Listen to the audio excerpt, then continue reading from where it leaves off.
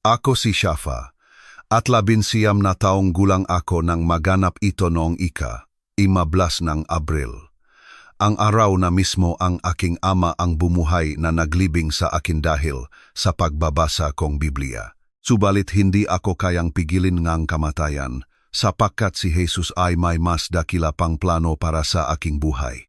Habang lumalaki ako sa aming maliit na bayan sa Saudi, hindi ko kailanman kinwestiyon ang mahigpit na istruktura na aking buhay.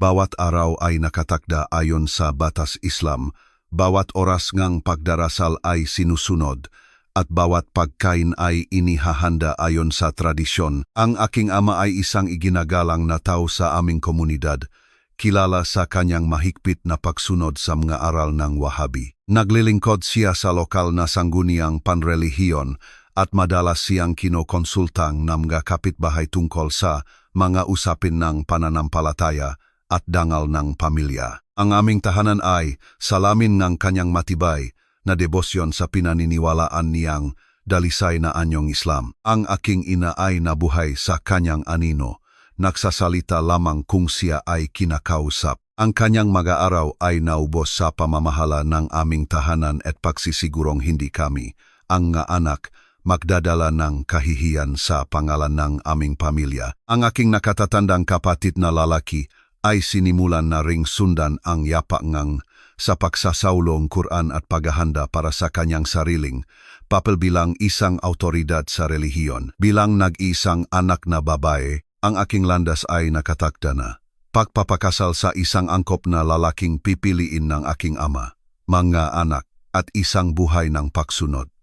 Ngunit may isang bagay sa loob ko na palaging naiba. Kahit noong bata pa ako, nagtatanong ako nga bagay na nakpapahirap sa mga matatanda. Bakit tila galit na galit si Allah sa mga talatang binibigkas nga ama? Bakit itinuturing na mas mababa ang halaga ng mga babae kaysa sa mga lalaki? Bakit kailangan ng aming pananampalataya ang labis na takot sa halip na pag-ibig? Ang matanong na ito ay nanatiling hindi nabibigkas. Nakabaon ng malalim sa aking puso dahil alam ko ang kahihinatnan ng pagdududa. Lahat ay nagbago nang ako ay maging 17 at nakilala ko si Miriam, isang Kristiyanong manggagawa na naglilinis na mga bahay sa aming kapitbahayan. Nagtatrabaho siya para sa mayayamang pamilya na kayang kumuhang dayuhang tulong at paminsan-minsan ay kinukuha rin siya na aking ina kapag mayroon kaming malalaking pagtitipon. Iba si Miriam sa sinumang babae na nakilala ko. Taglay niya ang isang tahimik na kumpiyansa at mayroon sa kanyang mga mata na hindi ko pa nakita kailanman kapayapaan. Isang hapon, habang natutulog si ina at naglilinis si Miriam sa aming kusina, nagkaroon akong lakas na loob na lapitan siya. Nag-usap kami sa basag na Arabic na hinaluan ng counting English na natutunan ko at ikinuwento niya sa akin ang tungkol sa kanyang pananampalataya kay Hesu Kristo. Inilarawan niya ang isang Diyos na nagmamahal ng walang pasubali, na nagpadala ng kanyang anak upang mamatay para sa mga kasalanan ng sangkatauhan at na nagnanais ng personal na relasyon sa bawat tao. Ito ay lubos na banyaga sa lahat ng itinuro sa akin tungkol kay Allah. Tanungin ang sarili, kailan ka ba nahikayat sa isang bagay na alam mong mapanganib? Ganun mismo ang nangyari sa akin ng palihim. Nabigyan ako ni Miriam ngang isang maliit na Biblia na nakasulat sa Arabic. Ikinabit niya ito sa aking mga kamay at ibinulong na itago ko itong mabuti, na ang pagbabasa nito ay maaring magpabago ngang aking buhay magpakailanman. Alam kong tama siya tungkol sa panganib. Sa aming tahanan, ang pagtatagong Biblia ay hindi lamang ipinagbabawal. Ito ay itinuturing na isang gawain apostasya na may parusang kamatayan. Itinago ko ang Biblia sa isang guwang sa likodan gingding naking silit tulugan, isang maliit na puwang na natuklasan ko ilang taon na ang nakalipas habang naglalaro. Bawat gabi, pagkatapos matulog ang buong pamilya, kinukuha ko ito at binabasa sa mahinang liwanag ng aking telepono. Ang mga salita sa mga pahinang, iyon ay hindi katulad ng anumang nasa Quran. Sa halip ng gautos at pagbabanta, Natagpuan ko ang mga kwento ngang habag at pagpapatawad. Sa halip na isang malayo at galit na Diyos, natuklasan ko ang isang Diyos na tinawag ang kanyang sarili na Ama at nagmamahal sa akin ng partikular at personal. Ang Ebanghelyo ni Juan ang naging paborito ko. Nang mabasa ko na gayon na lamang ang pag-ibig ng Diyos sa sanlibutan, kaya't ibinigay niya ang kanyang buktong na anak upang ang sinumang sumampalataya sa kanya ay hindi mapahamak kundi magkaroon ng buhay na walang hanggan. Mayroong malalim sa aking kaluluwa ang nagising. Ang Jesus na inilarawan sa mapahinang ito ay mapagpakumbaba sa mababae, mabait sa mabata, at mahabagin sa mamakasalanan. Nagsalita siya tungkol sa pag-ibig, hindi takot. Nagalok siyang pag-asa, hindi paghatol. Gabi-gabi, nilamon ko ang masalitang ito. Nabasa ko ang tungkol kay Jesus na nagpapagaling ng mga may sakit, nagpapakain ng mga nagugutom, at nagtatanggol sa mga mahihina.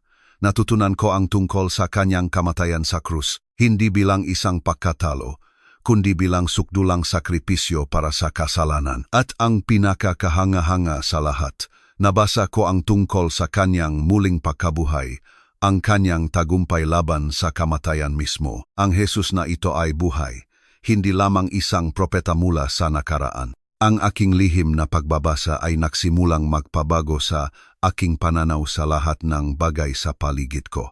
Kapag nagsasalita ng may kabagsikan si Ama sa Ina, naaalala ko ang pagmamahal ni Jesus kina Maria at Marta.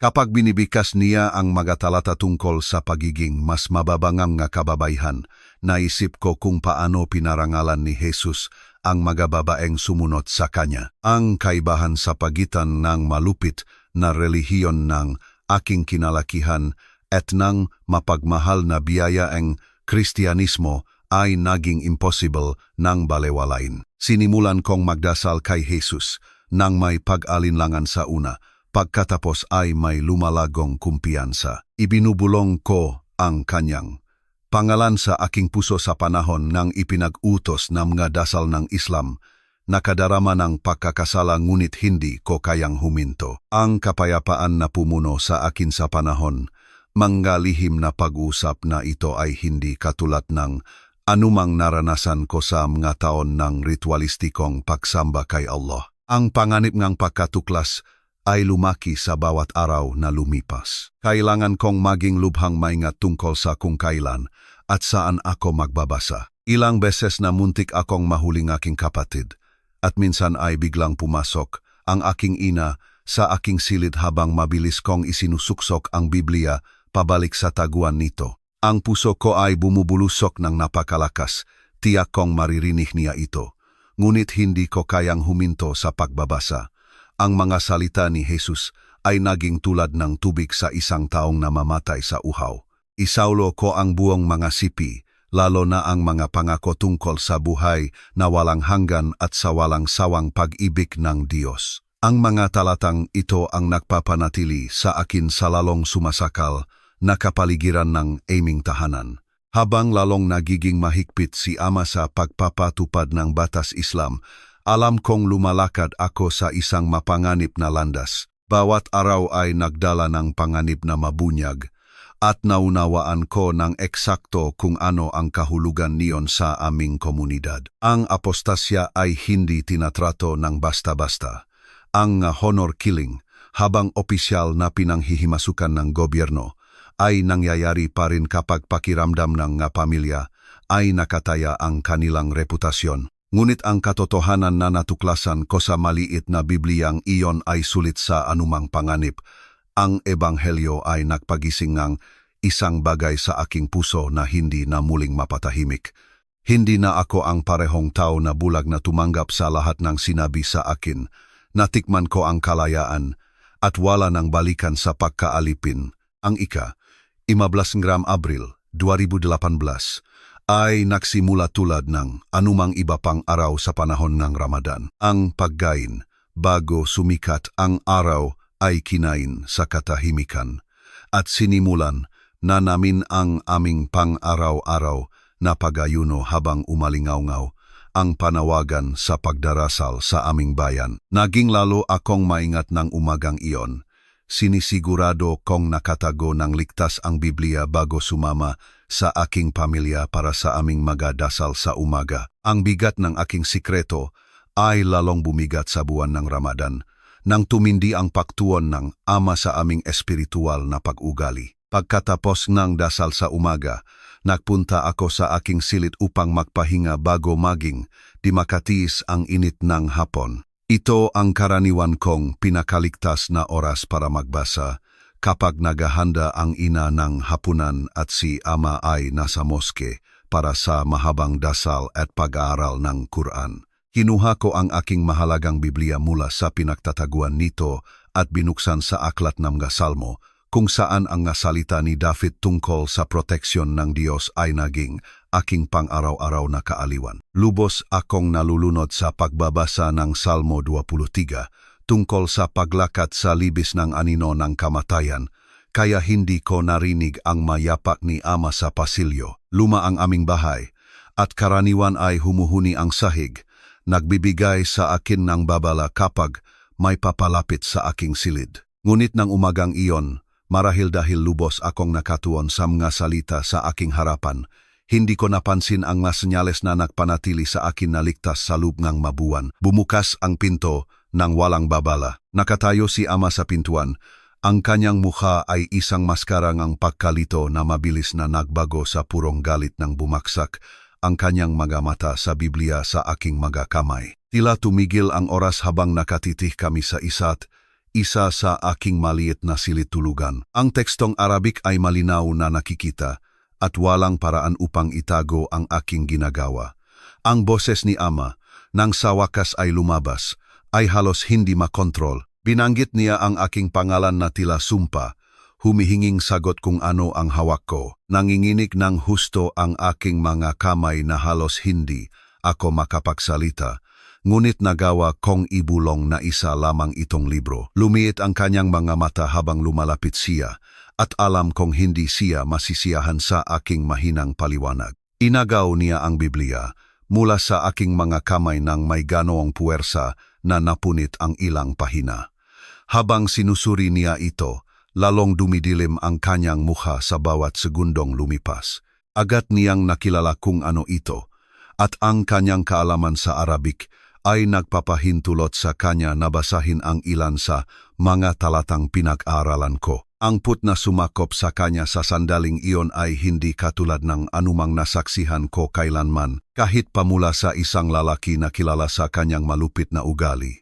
Lumitaw si ina sa pintuan, nahikayat ng ingay, at ang takot sa kanyang mukha ay nagsabi sa akin na agad niyang naintindihan kung ano ang nangyari. Nagsimula siyang mamalimos kay ama na hinaan ang kanyang boses, nag-aalala na baka marinig ng kapitbahay, ngunit tila lalo lamang itong nagpagalit sa kanya. Ang kahihiyan ng pagkakaroon, isang anak na babae na nagtatago ng Biblia ay masama na, ngunit ang pagkatuklas nitong komunidad ay lubos na sisira sa reputasyon ng aming pamilya. Dumating ang aking nakatatandang kapatid ilang sandali pagkatapos, at pinanut ko ang pagbabago ng kanyang ekspresyon mula sa pagkamausisa tungo sa pagkagulat, tungo sa isang bagay na tila kalungkutan. Palagi siyang nagiging protektibo sa akin, kahit na sumusunod sa mahigpit na mga inaasahan ng ama, at nakita ko ang panloob na labanan na nagaganap sa kanyang mukha.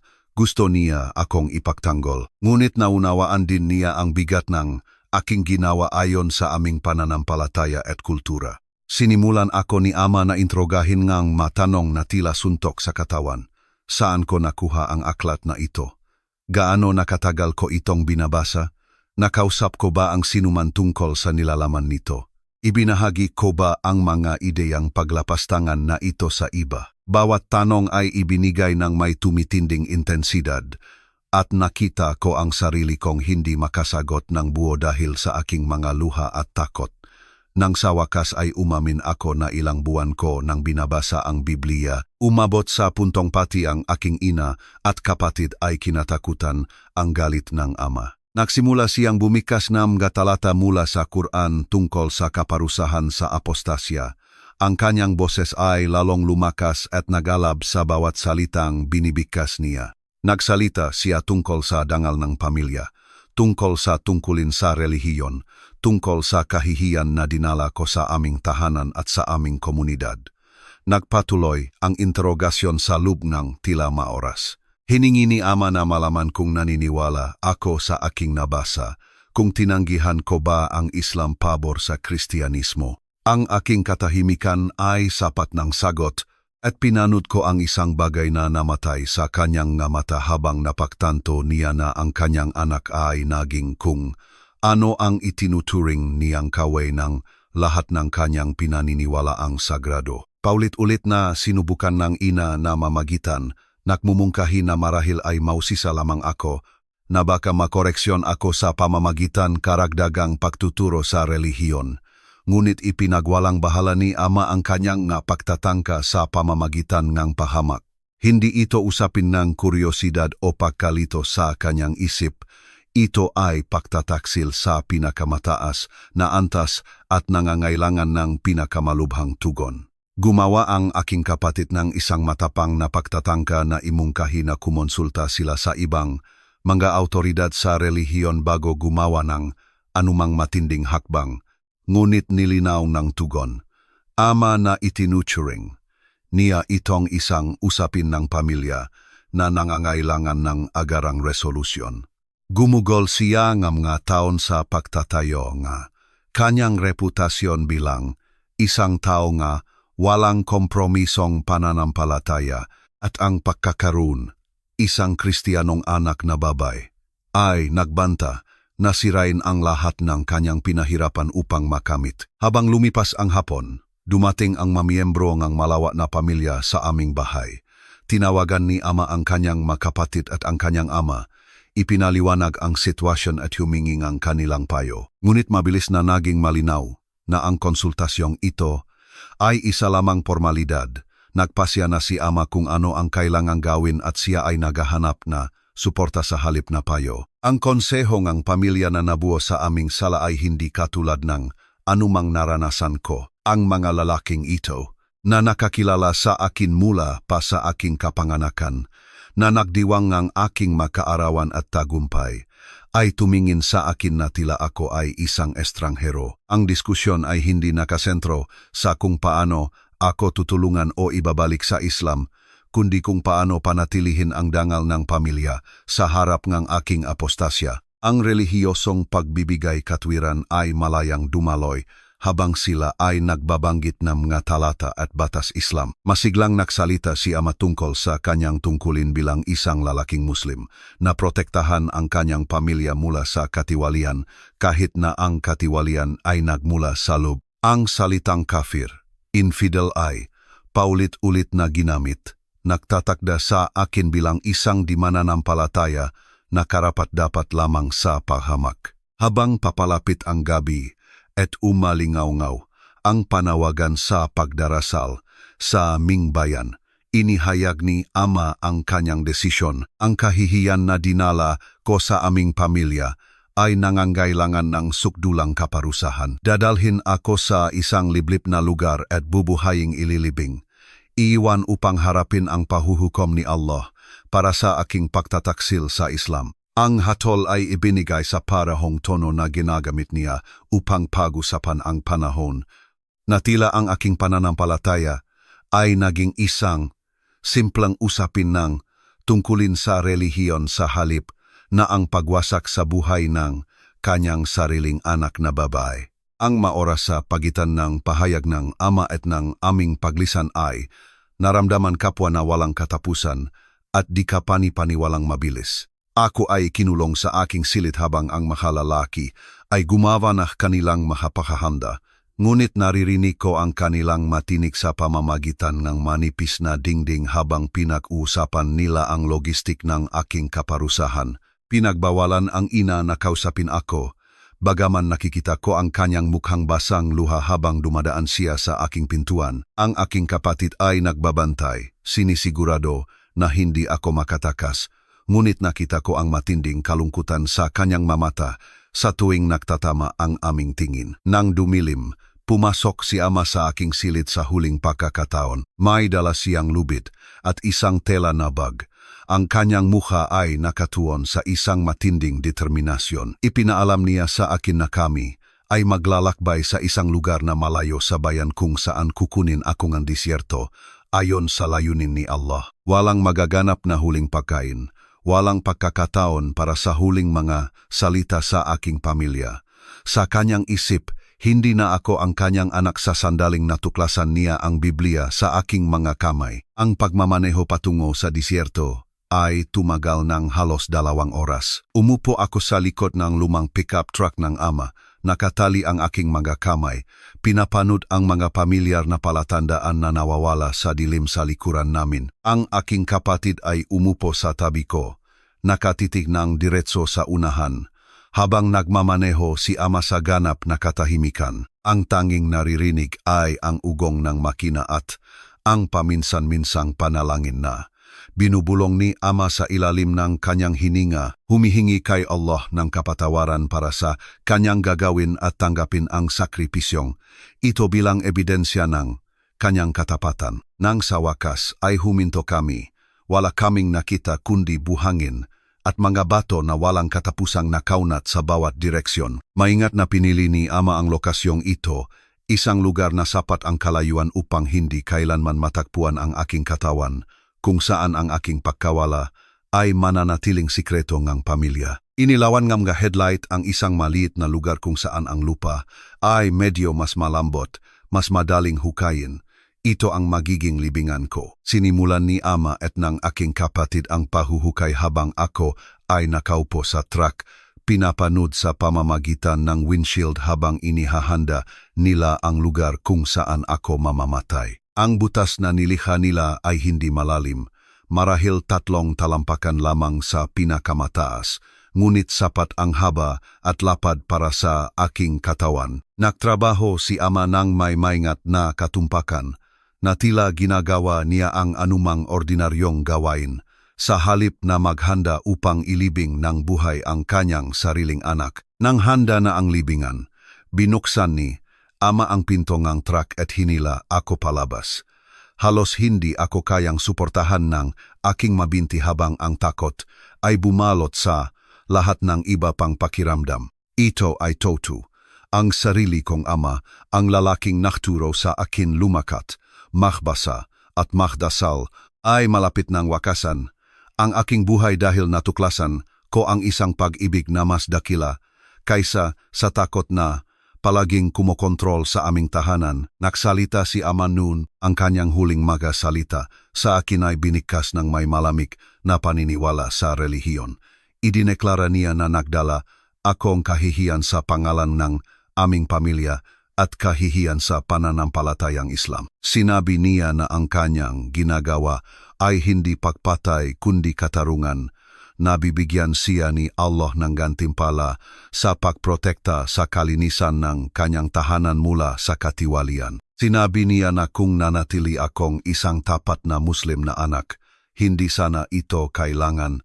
Ngunit ang aking pagpili na yakapin ang Kristyanismo ay nagpilit sa kanyang kamay. Tumayo ang aking kapatid ng tahimik sa tabing ng libingan, umagos ang luha sa kanyang mukha, ngunit wala siyang ginawang hakbang upang pigilan ang nangyayari. Ang bigat ng katapatan sa pamilya at tungkulin sa relihiyon ay labis para sa kanya upang mapagtagumpayan, kahit na pinapanood niya ang kanyang kapatid na inihahanda para sa pagbitay.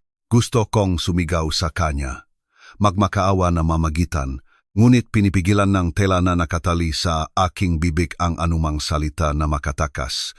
Itinulak ako ni ama patungo sa mababaw na libingan at ako ay nadapa pasulong sa nanginginig na mga binti. Ang butas ay tila di kapanipaniwalang maliit at nakakatakot na malalim mula sa aking kinatatayuan. Ito ang magiging huling pahingahan ko, ang bahaging itong disyerto, malayo sa sinumang makakarinig ng aking maiyak.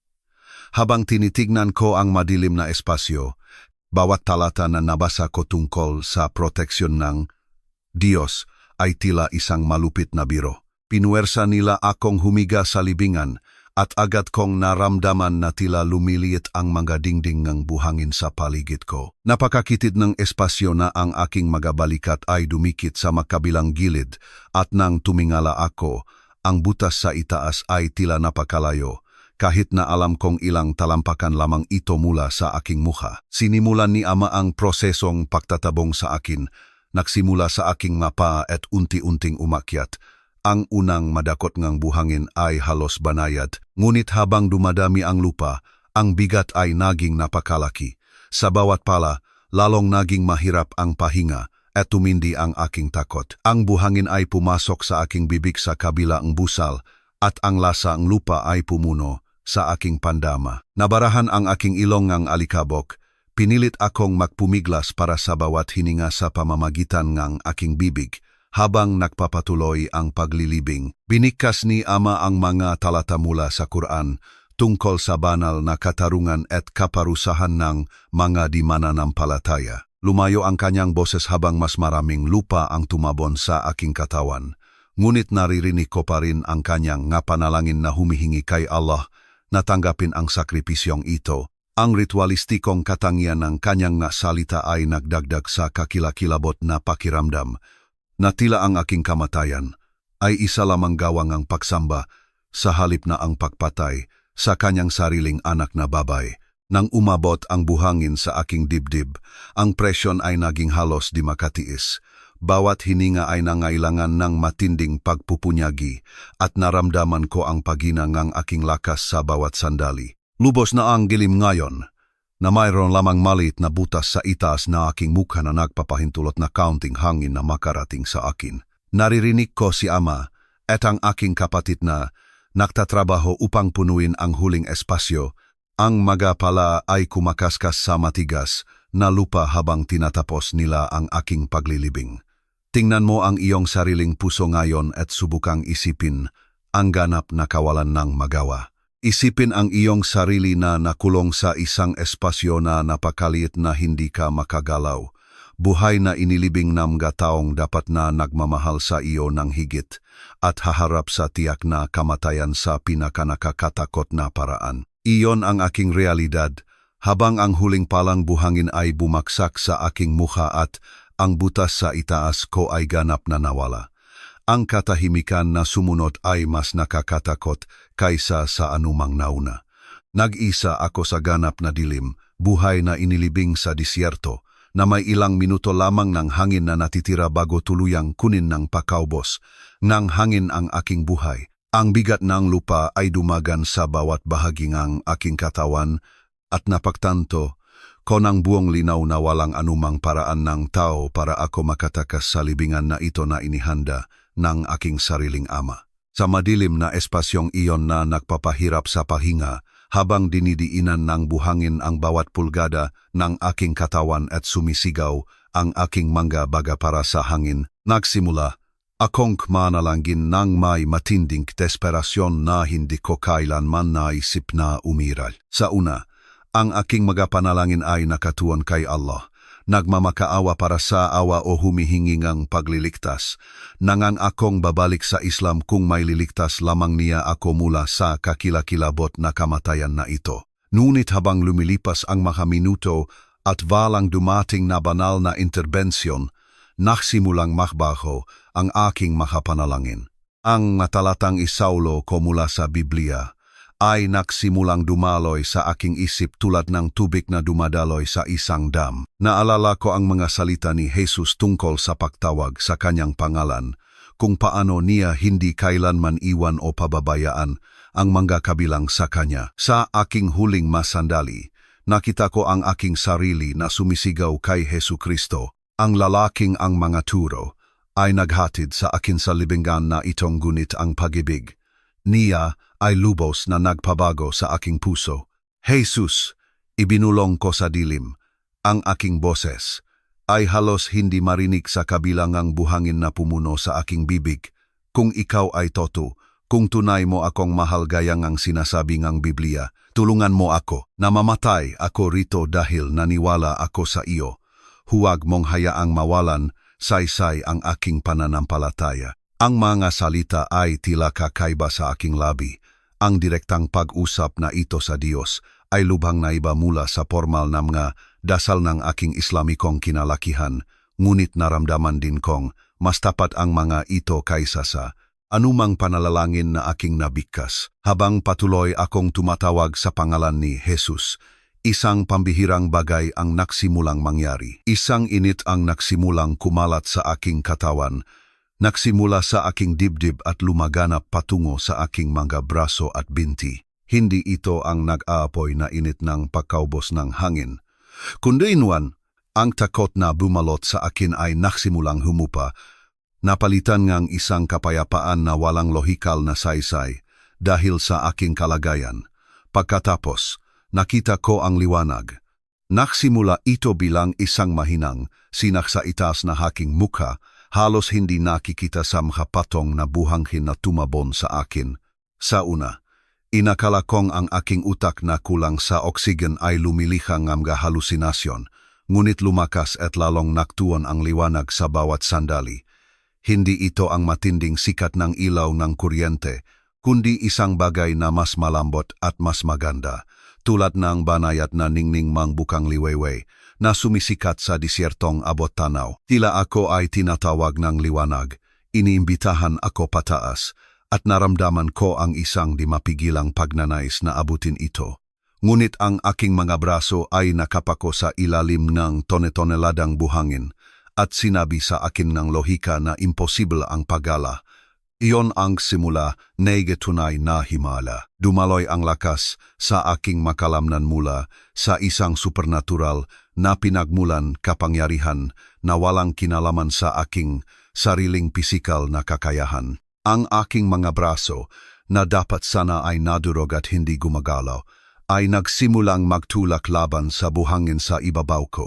Ang sumunod na nangyari ay lumalabas sa bawat batas ng pisika at pag-unawang tao.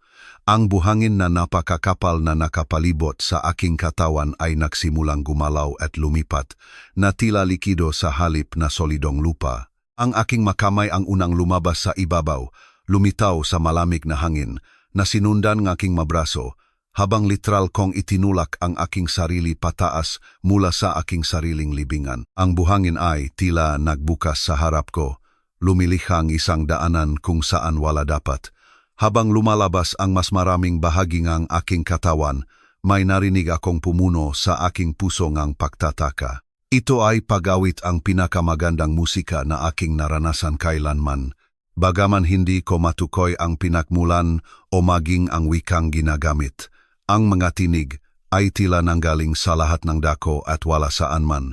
Pinupuno ang hangin sa disyerto ng mga himig ng papuri at pagsamba. Sa huli, makikilala ko ang maito bilang mga awit ng maanghel, ngunit sa sandaling iyon, alam ko lamang na ako ay napapalibutan ng isang pag-ibig na mas makapangyarihan kaysa sa kamatayan mismo. Sumungaw ang aking ulo sa ibabaw, at lumanghap akong matamis na hangin ng disyerto sa aking mga baga. Ang mabituin sa itaas ko ay tila mas maliwanag kaysa sa nakita ko kailanman, at ang buwan ay tila direktang sumisikat sa lugar kung saan ako nakahiga. Habang hinuhugot ko ang natitirang bahagi ng aking katawan mula sa libingan, ang buhangin ay bumabagsak sa akin tulad ng tubig. Napagtanto kong hindi ako nag-isa sa disyerto. May isang presensya ang nakatayo malapit, bagaman hindi ko makita. Nang malinaw ang mga katangian sa supernatural na liwanag na pumapalibot sa aming dalawa.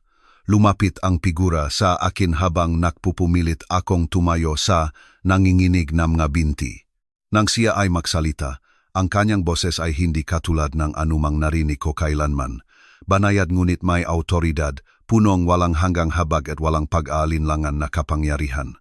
Shafa, sabi niya, gamit ang aking pangalan nang may ganoong lambing na agat na bumuhos ang luha sa aking mukha, narinig ko ang iyong mapanalangin at dumating ako upang palayain ka.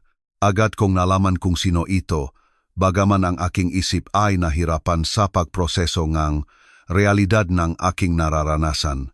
Ito si Jesucristo, ang parehong Jesus na ang mga salita sa Biblia ay nakakuha ng aking puso at nahatid sa akin sa sandaling ito. Siya ay nakatayo sa aking harapan sa disyerto, nakababalik buhay lamang sa akin mula sa patay.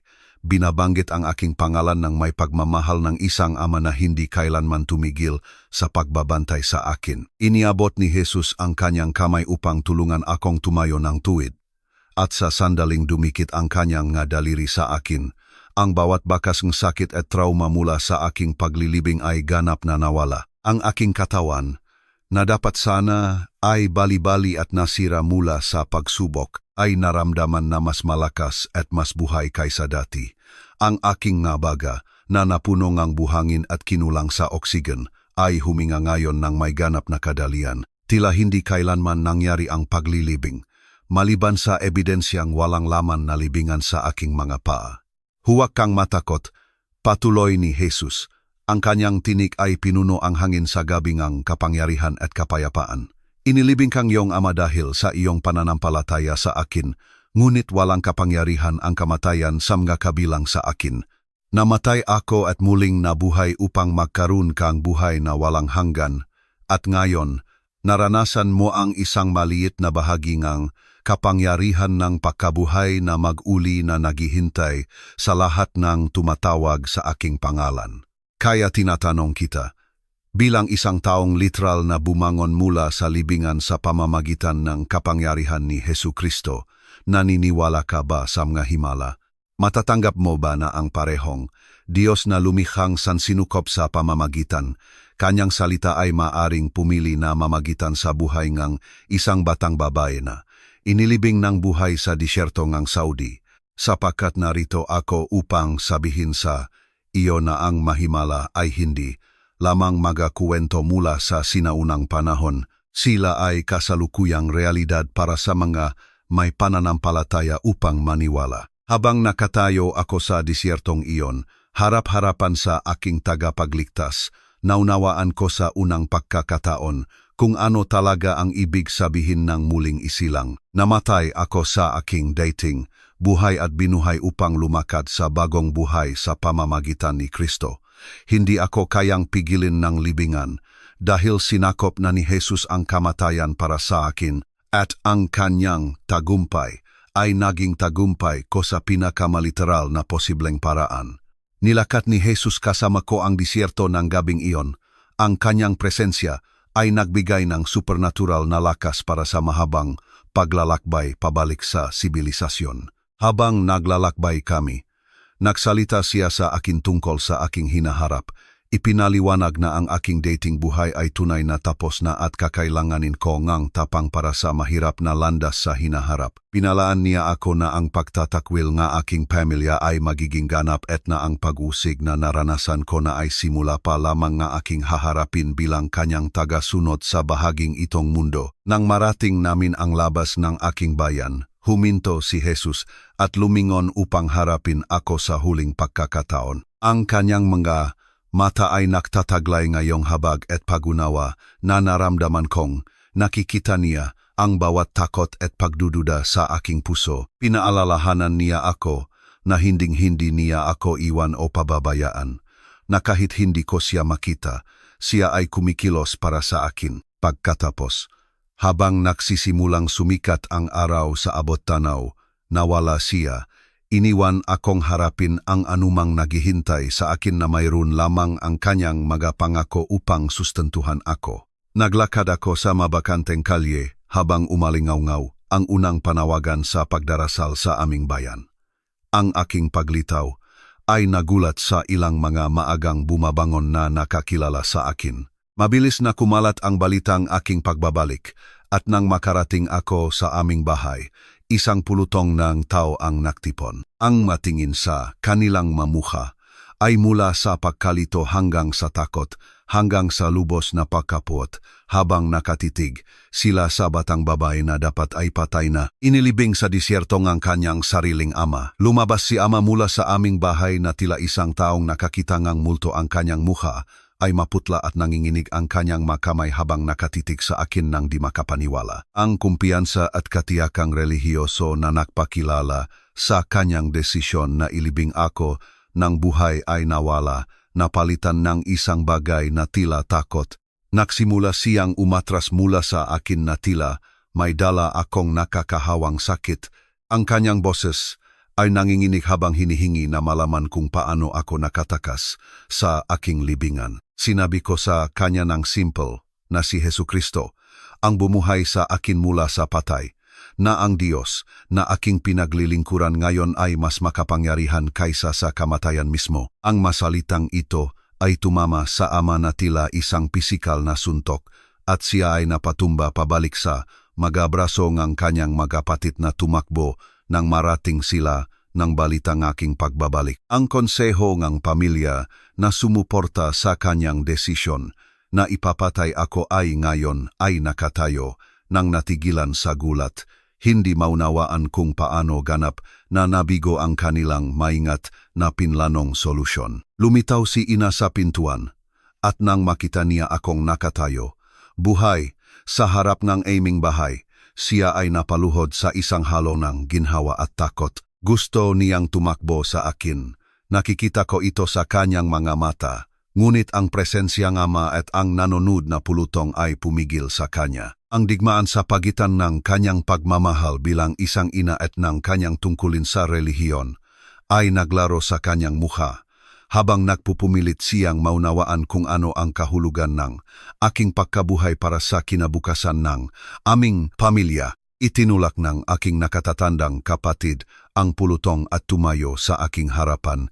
Ang kanyang mamata ay nagahanap sa aking mukha para sa ilang paliwanag kung ano ang nangyari sa disyerto.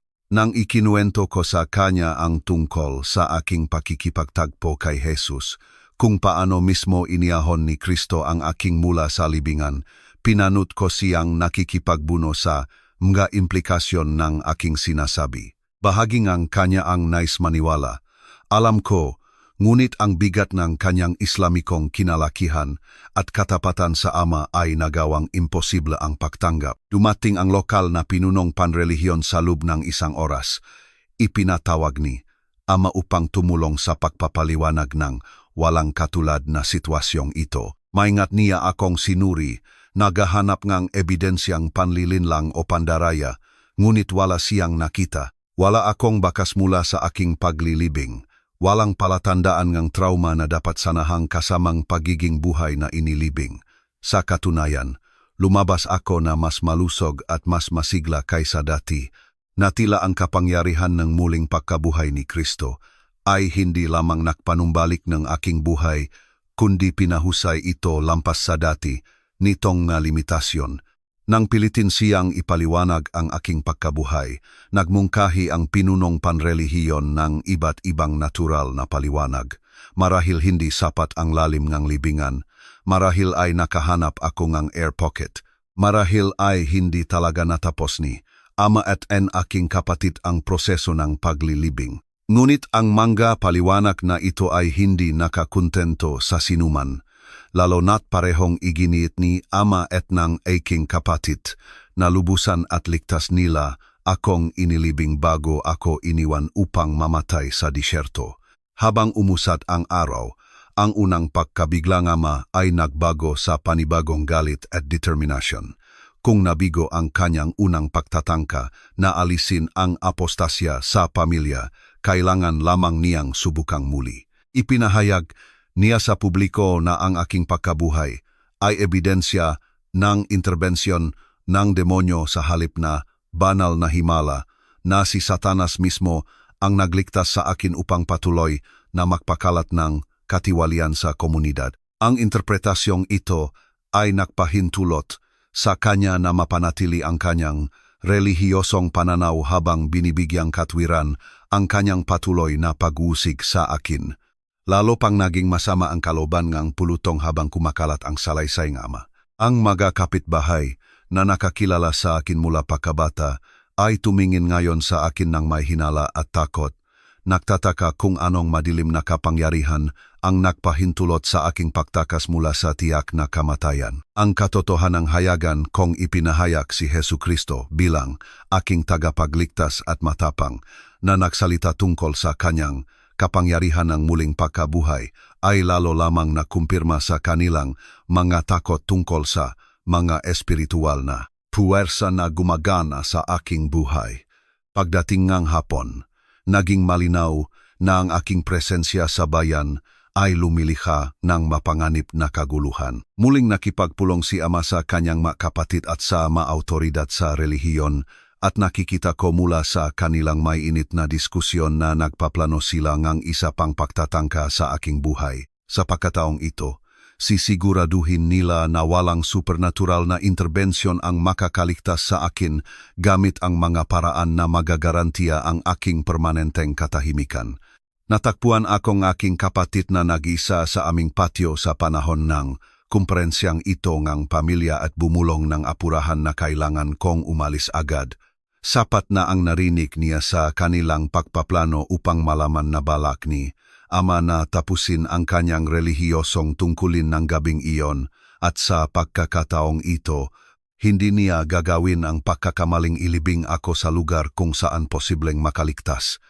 Sa halip, nagpaplano silang isang bagay na mas permanente at walang mintis. Dito ko naalala si Miriam, ang Kristiyanong babay na nagbigay sa akinang Biblia na naksimula ng buong paglalakbay na ito. Kung siya ay nasa aming lugar pa, baka matulungan niya akong makatakas bago pa may sagawa ni Ama ang kanyang bagong plano. Nagaatubili namang sumang-ayon ang aking kapatid na tulungan akong kontakin siya. Bagaman binalaan niya ako na ito ang huling tulong na may bibigay, niya nang hindi mapanganib ang kanyang sariling posisyon sa pamilya. Sa pamamagitan ng mga pabulong na pag-usap at maingat na ipinasa ng mga mensahe, nagawa naming makontak si Miriam ng gabing iyon. Nang marinig niya ang tungkol sa aking mapagimalang pagabuhay at ang aking matinding pangangailangan na makatakas, agad siyang nagsimulang gumawa ng mga kaayusan sa isang lihim na network ng mga Kristiyanong mananampalataya na tumutulong sa mga inusig na nagbaliklub upang makatakas sa kaligtasan. Ang mga matatapang na lalaki at babaeng ito ay nakabuo ng sopistikadong sistema para sa paglilipat ng mga tao sa mga hangganan at pagbibigay ng bagong pagkakakilanlan para sa mga ang pananampalataya ay nagawa silang target sa kanilang sariling bansa. Ang planong pagtakas ay itinakda ng gabing iyon, ilang oras lamang bago balak ni Ama na tapusin ang kanyang dinatapos na gawain. Habang dumilim at nanahimik ang aming tahanan sa kanilang gabi-gabing rutina, tinulungan ako ng aking kapatid na makalabas sa aming pader sa hardin. Walang dalang anuman kundi ang magadamit sa aking likod at ang ganap na paniniwala na gagabayan ni Hesukristo ang aking magahakbang tulad ng pagahon niya sa akin mula sa aking libingan. Ang paglalakbay patungo sa kalayaan ay tumagal ng 3 nakapangingilabot na araw.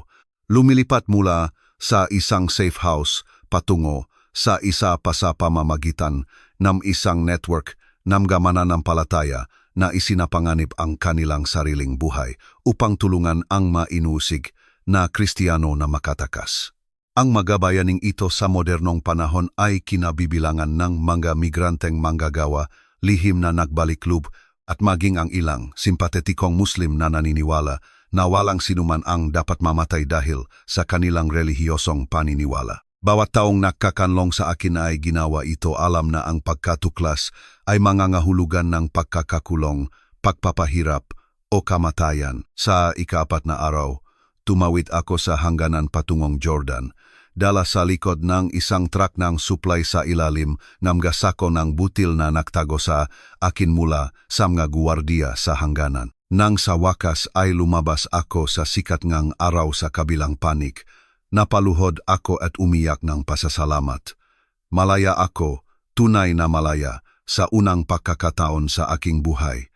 Ngunit ang kalayaan ay may presyo na ngayon ko pa lamang sinisimulang maunawaan. Ang Refugee Processing Center sa Amman ang naging una kong lasa ang buhay bilang isang Kristiyanong nagbaliklub na humihingi ng asylum.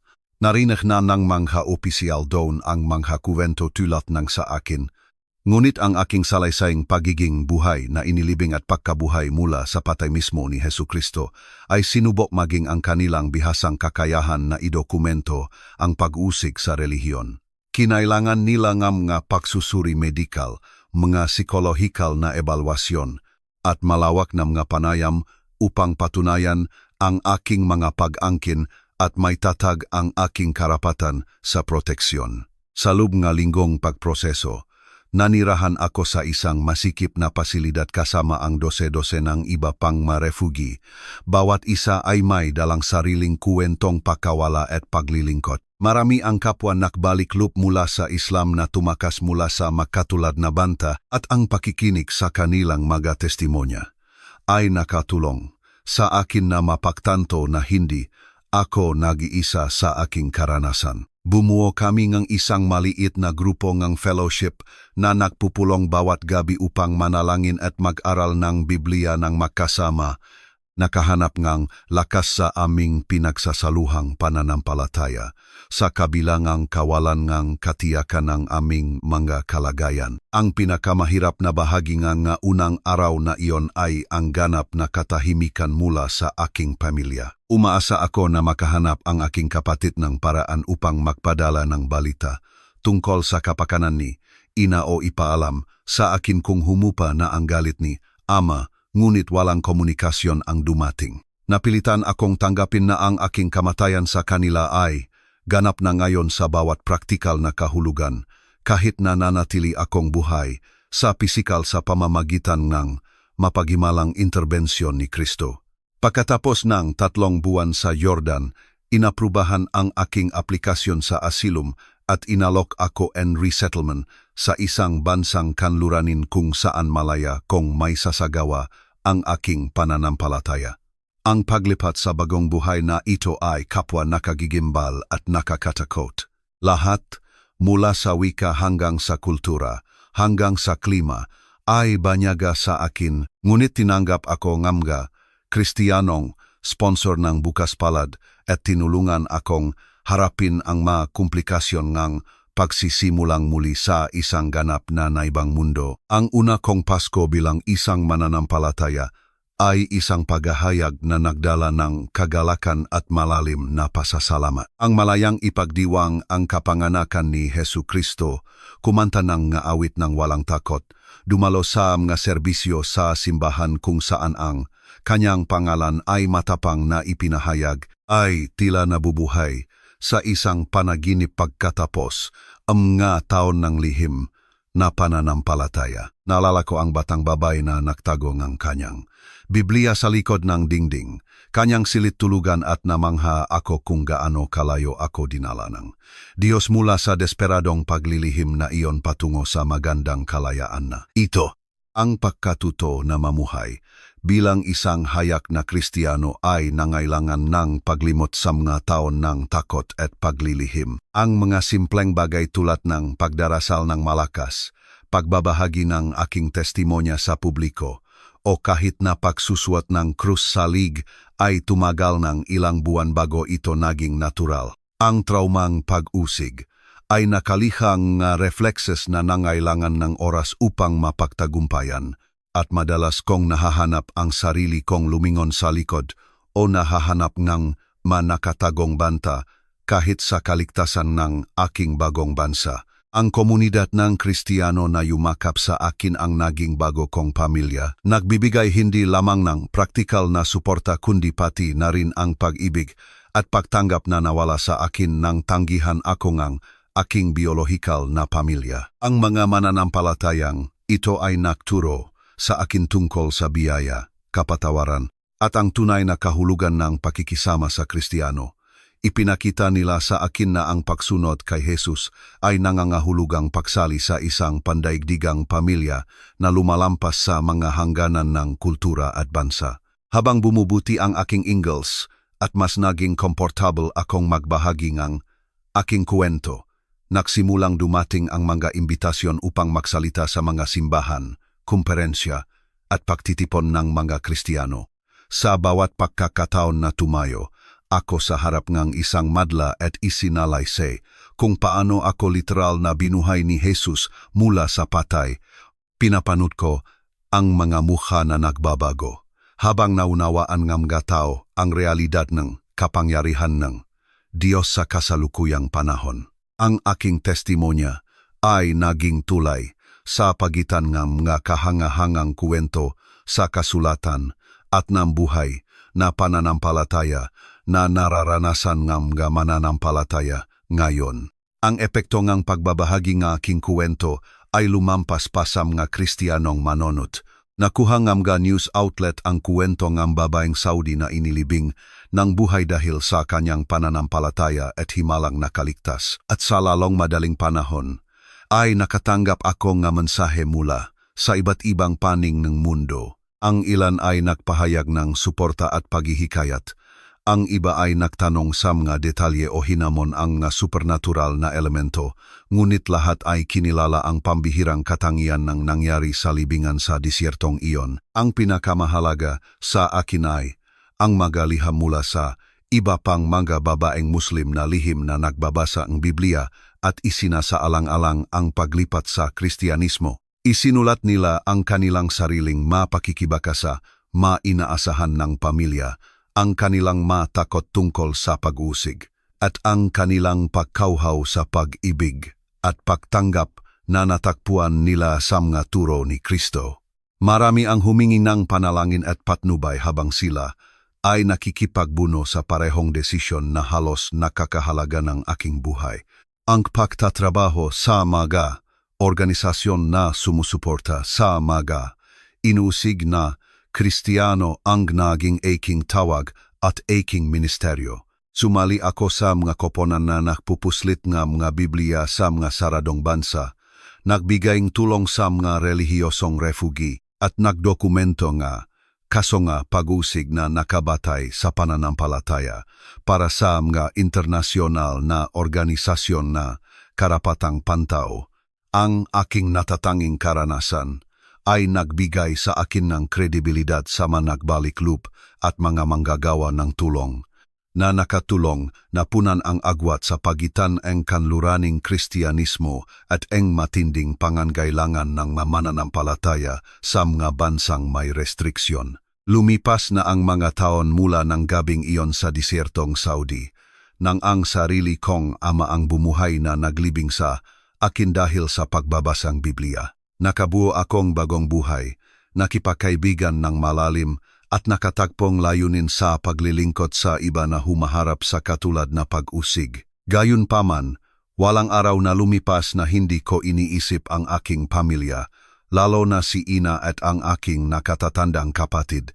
Nagtataka kung kailan man ba sila nagsisisyananyari o kung lumambot na ang kanilang mapuso sa mensyaheng ebanghelyo. Ang dramang karanasang iyon ay palaging magiging bahaging aking kuwento, ngunit gayon din ang himalang interbensyon ni Kristo. Kapag tinatanong ako ng mga tao kung paano ko napatawad si Ama sa pagtatangkang patayin ako, sinasabi ko sa kanila na naging posible lamang ang kapatawaran nang maunawaan ko kung gaano lubos akong pinatawat ng Diyos. Ang parehong biyaya na nagligtas sa aking kaluluwa ay nagpagaling din sa aking puso mula sa kapaitan na maaring sumira sa aking bagong buhay kay Kristo. Handa ka na bang hayaang baguhin ni Jesus ang iyong buhay, anuman ang kapalit? Iyan ang tanong na itinatanong ko sa bawat taong nakakarinig ng aking testimonya.